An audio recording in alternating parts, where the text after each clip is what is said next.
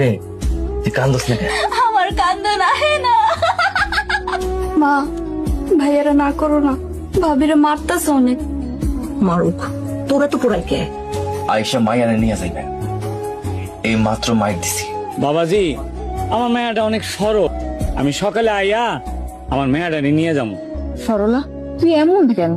তোরে না সুজন মারছে? কই মারে নাই, বকা দিছে। জামাই মারবো, বকা দি করবো। আপনি এখনো রাগ করে আছেন? তুই আমার সাথে কথা বলবি না। আচ্ছা কমো না। খাইছেন? আমি খাবো না, তুই গিয়া খা যা। আপনি এতদিন পর আমাদের দেখতে আইছেন।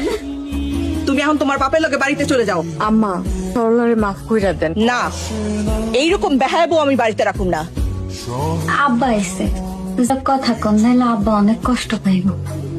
কষ্ট পাক, তা আমার কি? রাগ কইরেন না, আব্বাই আমারে নিয়ে যাইব। চইলেই তো যাইতাছি, ভালো করে বিদায় দিয়া দেন। না, তুই আমার অনেক জ্বালাইছিস। আমারে মাফ করে দেন।